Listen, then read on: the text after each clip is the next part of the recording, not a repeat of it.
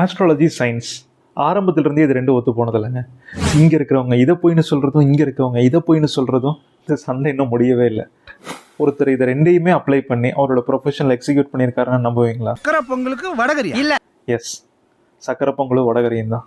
Curl யுங் அப்படிங்கிற psychologist என்ன பண்ணியிருக்காருன்னா, ஹியூமன்ஸை 12 வகையாக பிரிச்சுட்டாரு. அதாவது அது ஆர்கிடைப்னு சொல்கிறாரு. நம்ம தலைவர் படையப்பால சொல்லியிருப்பார்ல, பெண்களில் 3 விதம்: சாத்விகம், பச்சோதகம், பயாதகம்.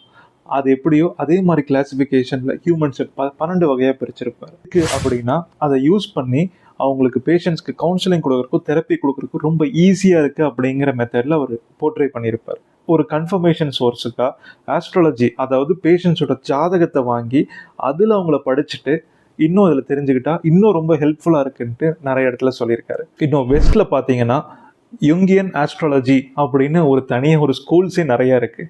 பட் சைக்காலஜிக்கலாக நிறைய பேர் தெரப்பிக்கு யூஸ் பண்ணல. பட் இதை நிறையா சொல்லி கொடுத்துட்டு தான் இருக்காங்க. நீங்கள் சொல்லுங்கள், தளபதி ஒன்று சேர்ந்தா நல்லா இருக்கும் தானே?